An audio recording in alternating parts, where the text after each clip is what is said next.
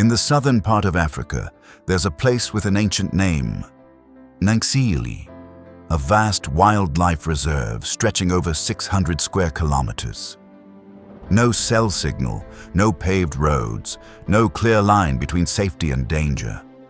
There, red dust seeps into every crevice of your hands.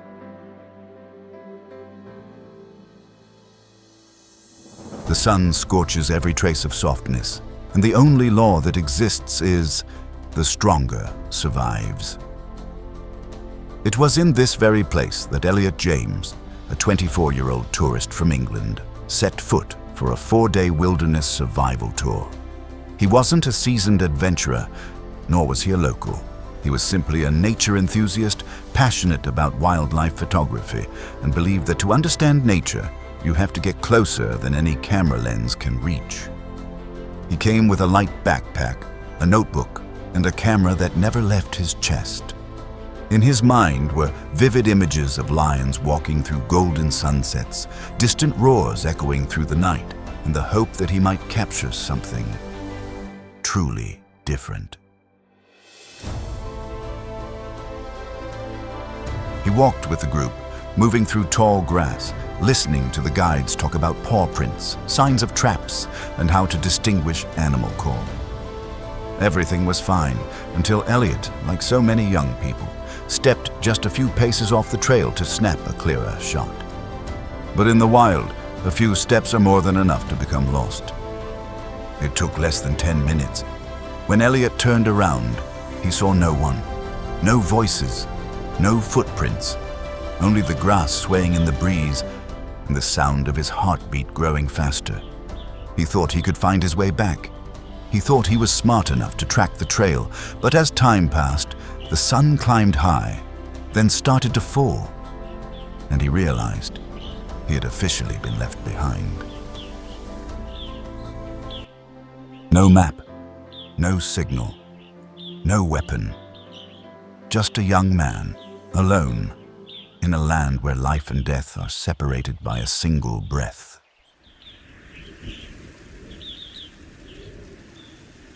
On the second afternoon of the trip, Eliot spotted large footprints pressed into the damp soil, deep, distinct, and fresh.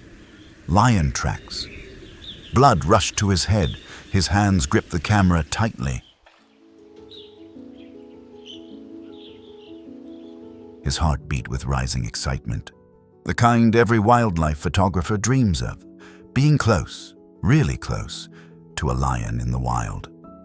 He didn't call anyone over, just ducked under a patch of low grass. Then a few more steps. The tracks led southeast, toward the edge of the reserve, where dry brush reached chest height. Eliot crouched down, raised his camera, and zoomed in on each mark. He didn't notice how far he'd wandered from the group until every sound behind him vanished. When Eliot looked up, the sun had already dipped toward the mountains. The sky was turning a brassy gold. He looked around. No one in sight. No voices. No footsteps. Only the wind and the hush of grass rustling in its path.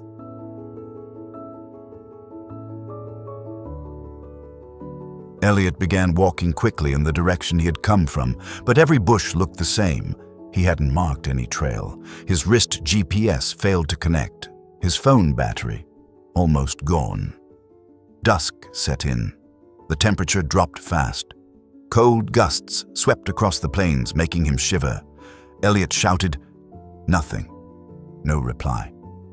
The sounds around him began to change. Soft hissing, the brush of animal bodies against dry leaves, the distant call of an owl. And then, real fear set in. At the coordination center, the guides scanned for Eliot's radio signal, but no response. They followed the trail, shouting his name into a sunset that fell like a curtain. At the last spot, Eliot had been seen. They discovered overlapping footprints, human and lion. One guide spoke softly. If he kept going that way, he won't make it through the night. They reported back to base. And in the official log that evening, Eliot James was marked as missing, presumed attacked by a wild animal.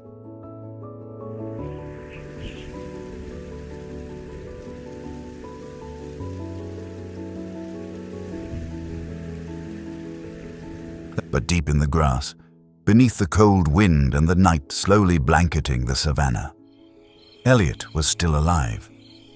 No one knew it yet, but the GoPro on his chest was still recording every lost step, every sharp, panicked breath.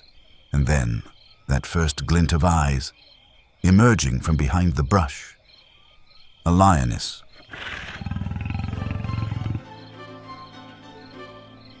The GoPro camera remained strapped tightly to Eliot's chest, silently recording every harsh second of the savanna at night. After seeing that first pair of glowing golden eyes in the brush, Eliot thought it was over. But contrary to every survival instinct he'd ever learned, the lioness didn't attack. She stared at him for a long time, then slowly turned and walked away, disappearing into the darkness like she'd never been there. He collapsed to the ground, heart pounding so hard it felt like he couldn't breathe. That first night, Eliot slept sitting upright against the base of a low tree, gripping a sharp stick like a makeshift weapon. No fire, no food, only darkness and the roars that echoed from a distance, ancient and primal, freezing the blood in his veins. Pairs of glowing eyes occasionally flashed in the brush. Hyenas, wild dogs, even a black mamba slithered past. But strangely, nothing came close.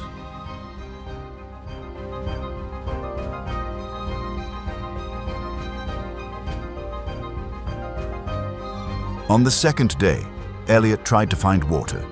He followed the buzz of mosquitoes, a trick he'd once seen on a survival show, and found a small puddle of stagnant water in a shallow stone pit. It was metallic, murky, but just enough to keep him alive. He scooped it up by hand, sipping while watching every shadow around him. 36 hours with no food, his stomach clenched violently, like his body was protesting his own existence. He tried chewing on a few types of soft grass, forcing himself to swallow. The bitterness scraped his throat. But what other choice did he have? His leg had started aching from day one, after a slip on the gravel slope. A nasty bruise had formed around his right ankle. No bandages, no antiseptic. He took off his shirt, tore it into strips, and tied it tight around his ankle as a crude splint. By day, the sun scorched his skin, leaving it raw and peeling without sunscreen. At night, it turned bitterly cold. Eliot gathered dry grass for bedding, trying to stay warm. But he couldn't sleep deeply. Every sound made him jolt upright. On the third day, something changed, something strange and undeniable. While crouching to find more water in a cracked stone crevice, Eliot sensed it. He was being watched. A pair of familiar eyes glinted through the grass, 20 meters away. It was her, the lioness. This time, she didn't leave. She stood still, silent. No growling, no teeth, just watching.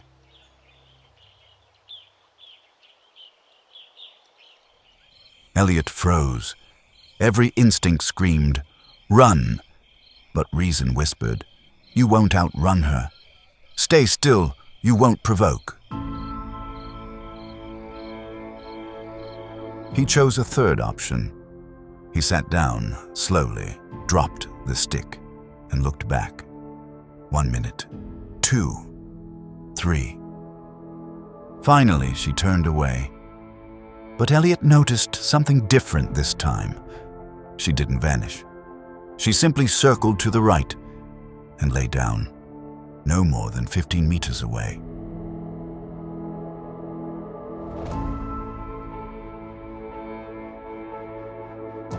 That night, Eliot once again lay beneath the same tree.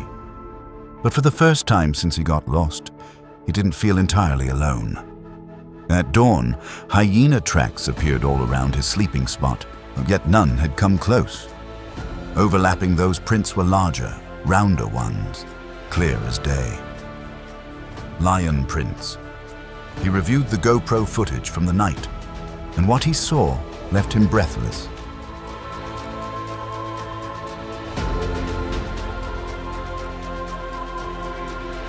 the lioness, had stood guard just a few paces away for nearly an hour before walking off into the dark.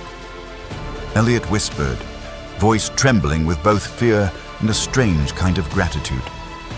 "Why didn't you eat me?"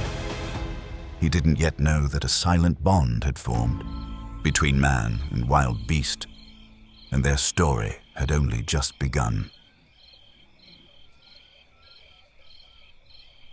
Night 4, Eliot was on the verge of collapse. A slow fever from dehydration crept through him. His injured ankle was swollen, hot and bleeding. He had wandered far from the spot where he first got separated, desperately searching for a way out, only to become even more lost. When he couldn't walk anymore, Eliot collapsed beneath a low bush, curling into himself, shivering from hunger, cold, and fear. His eyes could barely stay open. All that remained were the sensations, the grit of dust, the cold earth, and the faint sounds of wind brushing through leaves. The world blurred around him, fading into a half-conscious dream.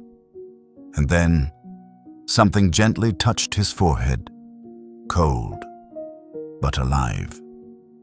A breath, warm, heavy, and musky with the feral scent of a predator, exhaled onto his left cheek. He opened his eyes, just barely.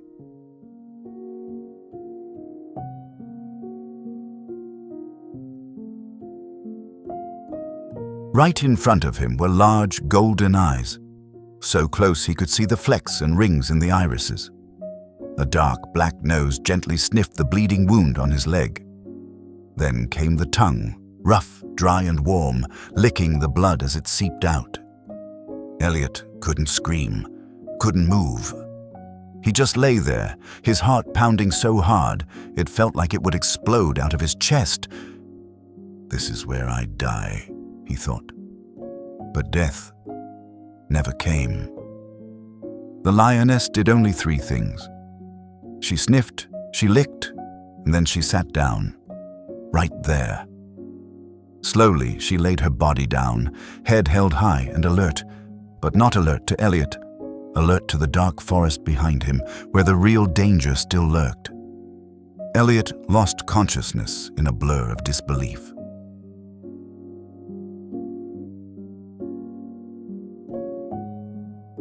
Morning. Sunlight filtered through the low leaves. The GoPro camera, still strapped to Eliot's chest, dangled to the side, lens tilted slightly left. And in that frame, clearer than any dream anyone would dare to believe, was the lioness. Still there, just a few steps away. Her head was up, ears perked, eyes not watching him, but the forest and the sky. Her posture wasn't that of a predator, but that of a night guard. Eliot awoke in a haze of exhaustion he had never known. He blinked, sat up slowly, dizzy. There she was. Not gone, not stalking him. Just lying there, watching him with an expression he couldn't name. Not pity, not indifference, but something else. Something that felt like presence. A presence that logic couldn't explain. As if, during the night, something had passed between man and lion. Something that no language could fully describe. Eliot didn't try to move closer. He didn't run. He simply sat and watched back. An instinctive reaction, deeper than words.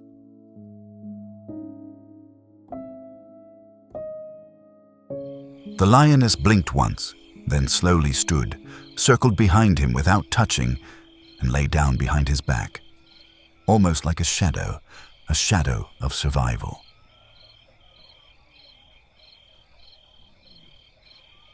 Three days after waking up and still seeing the lioness nearby, Eliot began to realize something extraordinary was happening. A lion, what should have been the greatest nightmare for anyone trapped in the wild, had become the only reason Eliot felt safe.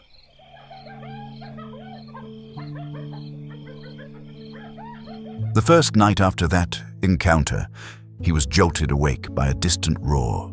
The grass rustled, eyes glinted in the dark. Hyenas, a pair. then 3. They crept at the edge of the clearing, sniffing blood, sniffing out wounded prey. Eliot curled behind a bush, gripping a useless stick like a weapon. And then a roar, low, thunderous, rumbled deep from the chest. The lioness, whom Eliot now instinctively called Nxele, stood between him and the hyenas. She didn't attack, didn't charge, just one roar and one look. The hyenas backed off. They understood and disappeared into the dark. Eliot could hardly believe his eyes.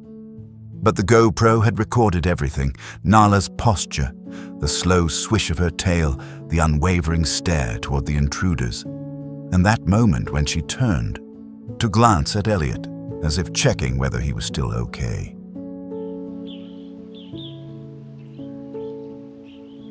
The next morning, Eliot tried to walk a few steps. Nxele didn't leave. She followed at a distance, just a few meters, close enough to keep him in view, but far enough not to make him feel threatened. On the second day, while Eliot tried to collect water from a shallow puddle, he slipped. His bandaged wound reopened, blood soaking through the cloth. He groaned. Immediately, Nxele approached. She didn't lick the wound this time, but sat down very close, close enough that her breath warmed Eliot's arm. She stayed still, her head tilted, eyes wide open, always on guard. In that moment, Eliot knew for certain Nxele didn't see him as a threat. She saw him as something worth protecting. No one had taught her to do that.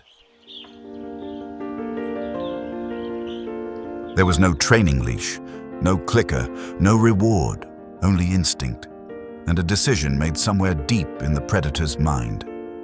I won't kill this one, I'll keep him safe. On the third night, Eliot let out a quiet laugh, the first in days. He glanced over at Nxele, half dozing in the moonlight, and he whispered, "Thanks for not eating me."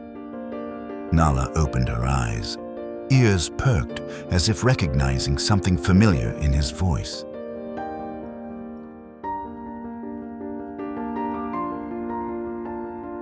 It was the first time Eliot thought the word friend in his head, and didn't feel foolish for applying it to a lion.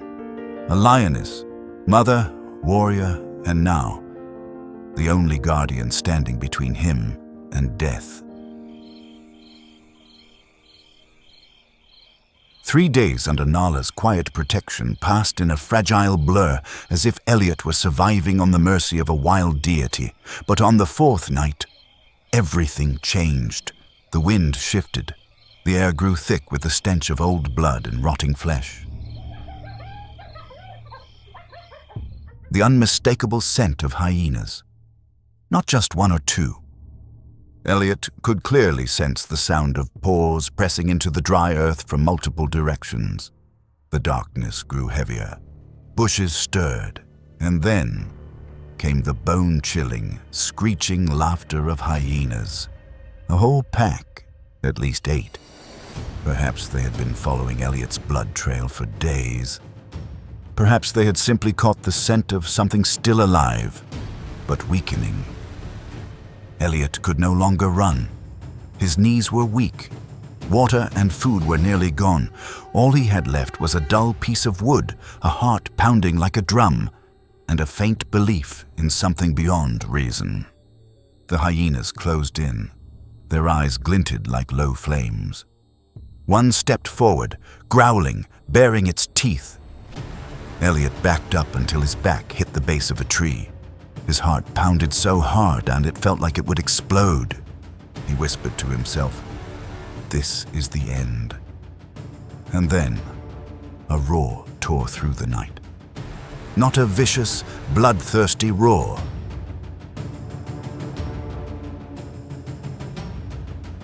It was a declaration of territory. Powerful, decisive, from the throat of a creature that refused to lose. Nxele. She burst out from the bushes beside Eliot like a storm. No hesitation, no fear. She charged straight at the lead hyena, slamming it aside with a terrifying swipe. Blood splattered across the dry grass. The others hissed, backing away. But Nxele didn't stop. She roared again, pushing her full weight forward, driving the wild pack into retreat. No one could have predicted it, and no one could have stopped it. Just a few minutes later, the shadows faded into the distance. The night fell silent once more. Nxele stood in the clearing, her fur matted, her sides heaving, eyes sharp as steel. Eliot whispered, his voice hoarse. "I should have died there, but that lioness, she chose to keep me alive." Nxele turned her head. She didn't come closer. She didn't touch him. She just stood there, like a goddess of the night. No words needed, no gratitude required. Eliot didn't need an explanation. He simply understood. His survival wasn't a random chance. It was the result of something no one could fully explain. The instinct of a lioness that had risen above hunger, above wildness, and chosen to protect. That entire night, Eliot didn't sleep. Not because of fear, but because, for the first time, his heart knew what it meant to be held on to by someone or something when he himself was ready to let go.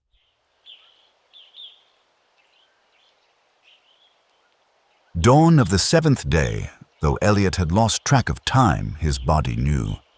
His eyes were swollen, lips cracked, a low fever smoldered under his skin, but he was still conscious, clinging to awareness through the steady rhythm of Nxele's breath beside him, the lioness who hadn't left his side for a moment. And then a strange sound echoed from afar. Not a growl, a rotor, an engine, one of Eliot's GoPro devices, battered, soaked, nearly useless, miraculously managed to transmit a single, faint signal. But it was enough.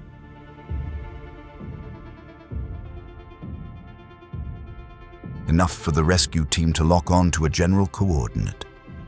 Across the Nxele Reserve, the search had nearly been called off, but the flicker from that dying camera reignited the final hope. The helicopter landed more than 800 meters away.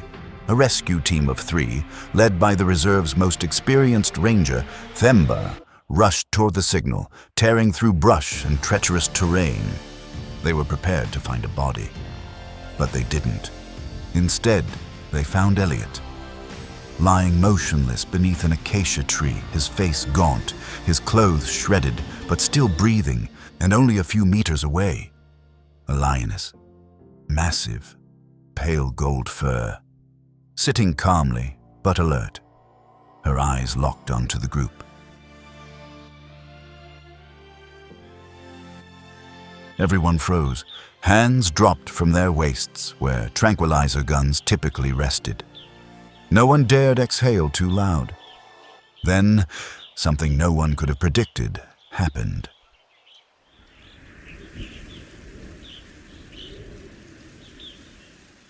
The lion didn't growl, didn't charge, didn't threaten. She simply stood up, slowly, head low, and quietly stepped backward into the tall grass, as if she had finished what she came to do. Eliot groaned faintly.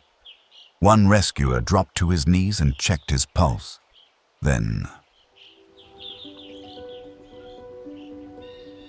Eliot's eyes fluttered open. He whispered, barely audible, "Don't chase her. She never left me." The team stood silent. One of them leaned in and whispered, "Who?" Eliot answered, just 2 words, "The lion." A few days later, at the Nxele Ecological Research Center, data retrieved from hidden cameras, originally installed only to monitor the lion population, left the entire conservation team speechless. For 5 straight days, the footage showed a lioness silently trailing a young man collapsed in the tall grass.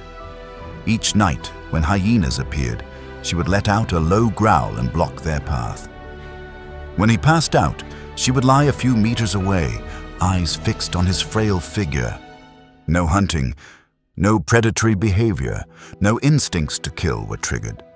Only watchfulness, only silent presence. And in every frame, she never once left Eliot's line of sight. Scientists couldn't fully explain it. They called it behavior beyond instinct, a non-verbal bond, or an accidental symbiotic response.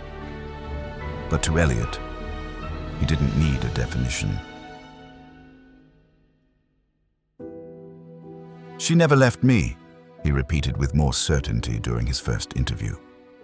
"I think Nxele saw something in me. Maybe weakness, maybe a life that was fading, but instead of eating me, she chose to keep me. And because of that, this story didn't end with death in the wilderness. It ended with a miracle, captured on camera. A lioness, a human, a life, sheltered by something no one dared believe." Eliot was flown to a medical center in Johannesburg that same night. His body was severely dehydrated, with an infected wound on his left leg, mild malnutrition, low blood pressure, and prolonged sleep deprivation. But his nervous system was stable, his breathing steady. He survived. The recovery took more than 3 weeks, not because of his injuries, but because of Eliot's eyes. Every time the doctors asked about those days in the wilderness, Eliot didn't say much. He only repeated one name in a whisper: Nxele. At first, they assumed it was a survival-induced hallucination, a psychological response from someone pushed to the brink. But then, they watched the footage.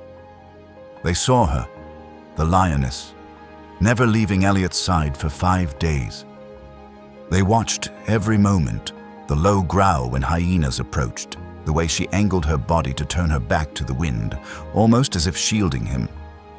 One of the veterinarians on the medical team said aloud, That's not predatory instinct. That's protective behavior." The biology lab at Nxele immediately collected blood samples and field data. Scientists began running analyses. Several hypotheses were proposed. Could Eliot's blood, affected by dehydration and stress, have emitted pheromones similar to those of an injured lion cub?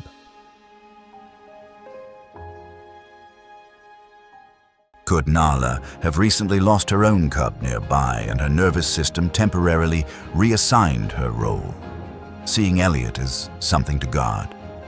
But no one dared to conclude anything definitive, because there was one thing that went beyond explanation. Eliot had no weapons, no way to assert dominance. He couldn't control the behavior of a wild predator, let alone ask for protection. And that made his survival a kind of emotional connection between man and lion never seen before. In the hospital room, Eliot often sat alone, gazing out the window. One day, a nurse asked, "If you could go back there, would you want to?" Eliot replied, softly but firmly, "Not to say thank you, just to let her know I'm still alive and that I'll never forget that look in her eyes." On his personal page, Eliot posted only one image, a single frame from the camera footage, showing the lioness lying a few steps away, head turned toward him, eyes wide open in the soft morning mist. The caption had just 3 words: "She stayed. I lived." And from that moment, the world became captivated.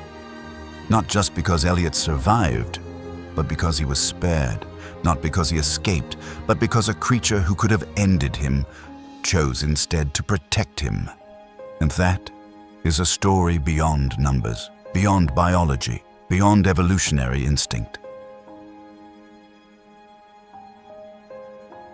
It's a story about a single gaze between human and wild beast that makes us believe, sometimes. Survival doesn't come from logic. It comes from trust. When Eliot was discharged from the hospital, he returned to England quietly.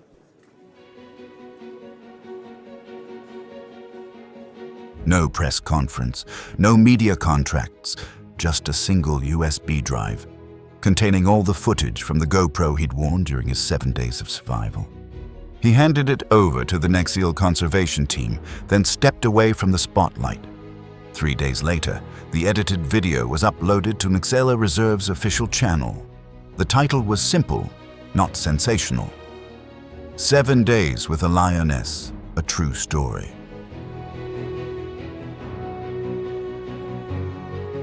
Within just 12 hours, the video hit 1 million views.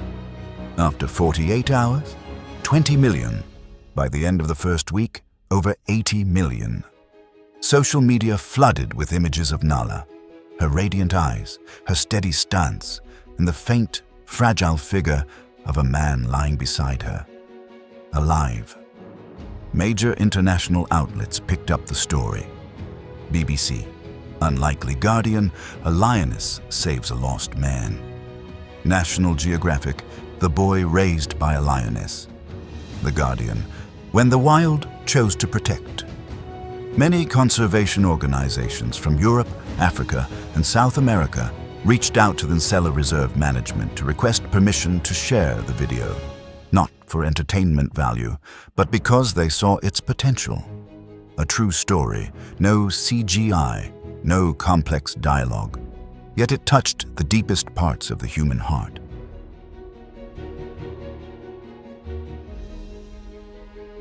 The African Lion Conservation Fund, which had been struggling with funding, saw its donations quadruple in just 10 days. A new campaign was launched under the name Because of Nxele. Thousands of people signed pledges to support wildlife reserves, spreading a powerful message. It's not just us saving nature. Sometimes, nature saved us first. At a special press conference, a veteran conservationist said, "Lions have always been remembered for their strength, but from today onward, the world will also remember their compassion." And thanks to one young man who carried nothing but a camera and curiosity, this story was finally told.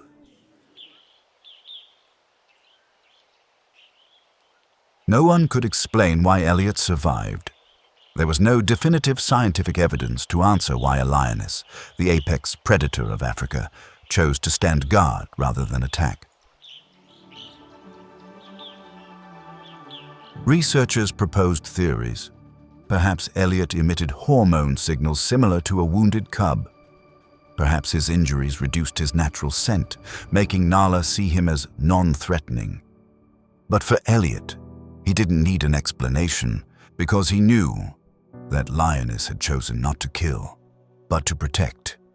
And sometimes, the miracle doesn't lie in where we search for answers. It lies in the very moment we are forgiven, trusted, allowed to live, thanks to a creature we once feared. Nxele couldn't speak, but her actions wrote a message louder than words. You are weak, but I still choose to keep you.